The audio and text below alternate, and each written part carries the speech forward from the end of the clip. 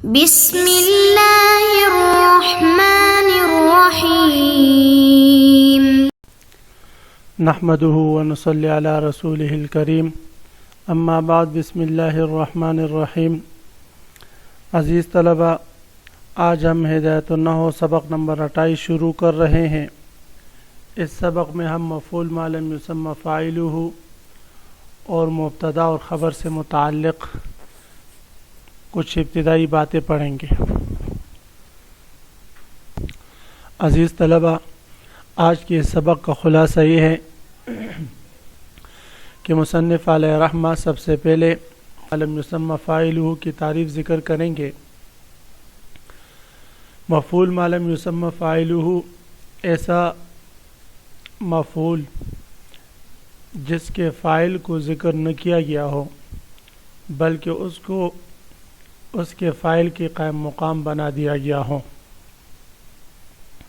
اس مفعول ما لم یسمی فاعل اس کے احکام بھی بیانی وہی احکام ہے جو فاعل کے احکام ہم نے پڑھے ہیں۔ اختصاراً میں وہ احکام دوبارہ دہرا لیتا ہوں فعل مجہول کی مثالوں کے ساتھ تاکہ سمجھنے میں آسانی ہو۔ پہلا حکم یہ ہے کہ فعل مجہول کا نائب فاعل اگر اس میں ظاہر ہو تو فعل مجہول کو ہمیشہ مفرد لایا جائے گا، جیسے ضرب زید، ضرب زیدان، ضرب زیدون۔ دوسرا حکم یہ ہے کہ فعل مجہول کا نائب فاعل اگر اس میں ضمیر ہو تو فعل مجہول کو فاعل کے مطابق واحد کے لیے واحد اور تثنیہ کے لیے تثنیہ اور جمع کے لیے جمع لایا جائے گا، جیسے زید ضربا، الزیدان ضربا، الزیدون ضربوا۔ ضربوا میں ضمیر جمع کی طرف راجع ہے اس لیے جمع کی ضمیر ہے، ضربا میں تثنیہ کی طرف راجع ہے اس لیے تثنیہ کی ضمیر، اور ضربا میں واحد کی طرف راجع ہے اس لیے واحد کی ضمیر۔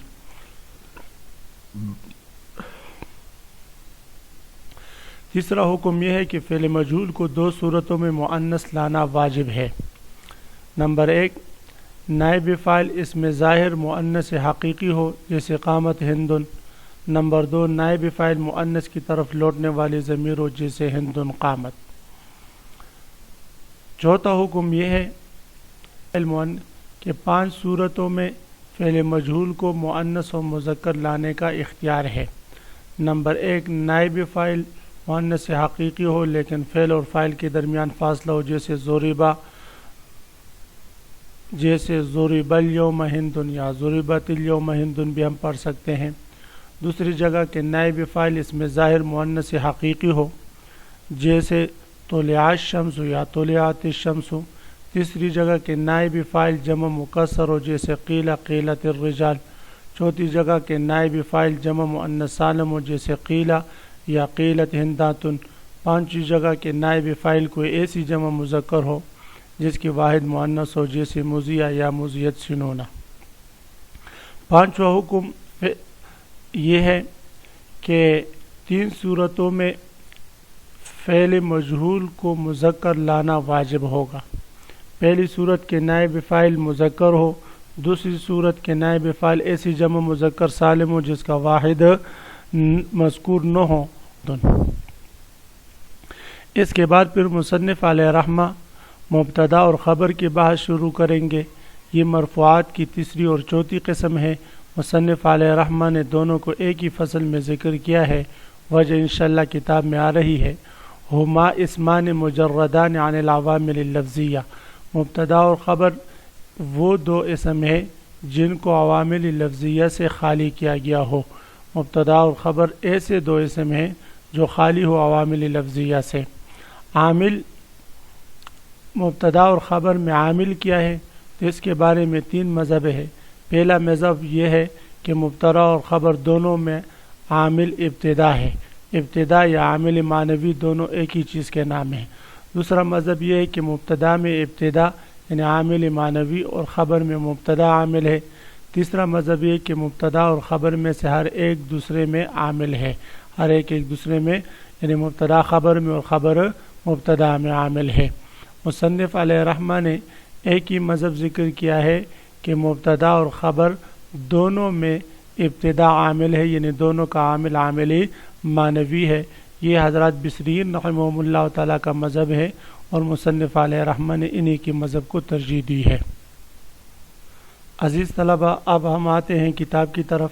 سب سے پہلے ہم عبارت پڑھیں گے، فصل مفعول ما لم يسمى فاعله وهو كل مفعول حذف فاعله وأقيم هو مقامه نحو ضرب زيد وحكمه في توحيد فعله وتثنيته وجمعه وتذكيره وتانيثه على قياس ما عرفت في الفاعل۔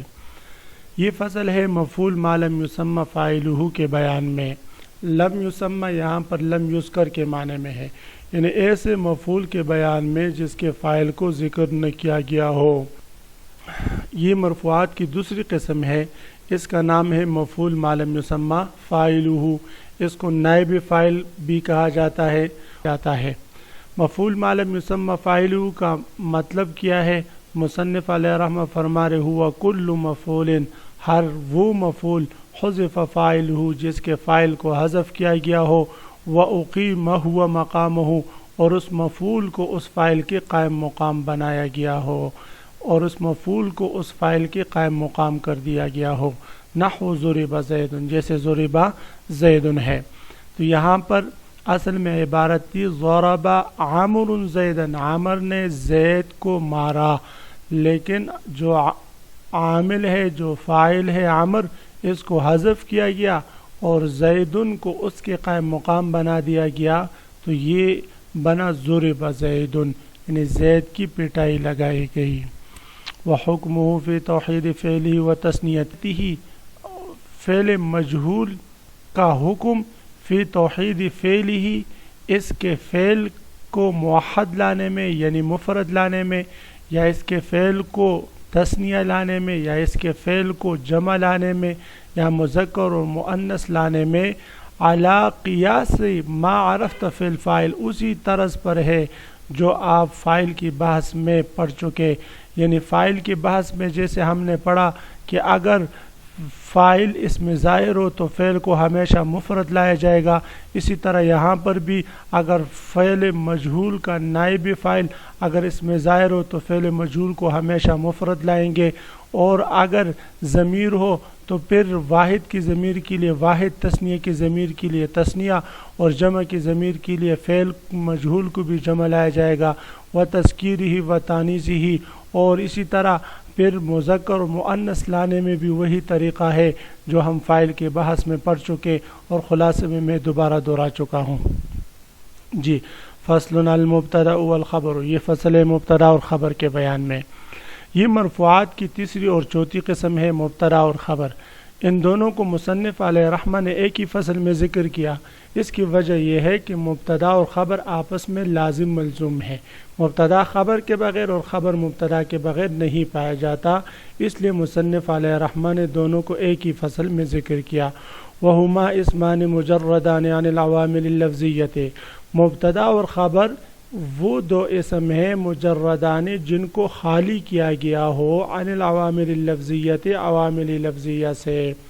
مبتدا و خبر وہ دو عامل ہیں جن کو عوامل لفظیہ سے خالی کیا گیا ہو۔ مصنف علیہ رحمہ نے مبتدا اور خبر کی تعریف حضرات بصریین رحمہم اللہ تعالیٰ کے مذہب کے مطابق کی کہ حضرات بصریین رحمہم اللہ تعالیٰ کے ہاں مبتدا اور خبر دونوں میں عامل معنوی ہے، عامل لفظی نہیں۔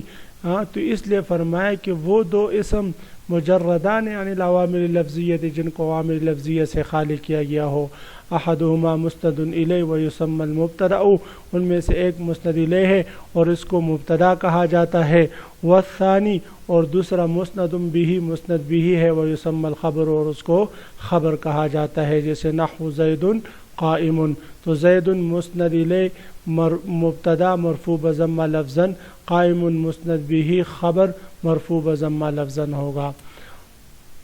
والعامل فیہما معنوی، اور عامل ان دونوں میں یعنی مبتدا اور خبر میں عامل معنوی ہے، وہو الابتداء، عامل معنوی وہ ابتدا ہے، یعنی ابتدا ان کا عامل لفظی سے خالی ہونا اور ابتدا میں آنا، یہ اس بات کا قرینہ ہے کہ یہاں پر عامل معنوی ہے۔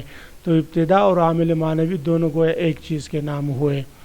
تو آج کے سبق کا خلاصہ یہ ہوا کہ ہم نے مرفوعات کی دوسری، تیسری اور چوتھی قسم پڑھی، مفعول ما لم یسمى فاعلہ، مبتدا اور خبر۔ تو عزیز طلبہ، کل آپ حضرات مجھے بتائیں گے کہ مفعول ما لم یسمى فاعلہ کی تعریف اور اس کا حکم کیا ہے، مبتدا اور خبر کی تعریف کیا ہے، اور مبتدا اور خبر کے عامل کے بارے میں 3 مذاہب کون کون سے ہیں، اور مصنف علیہ رحمہ نے کس مذہب کو ترجیح دی ہے۔ وآخر دعوانا ان الحمد للہ رب العالمین۔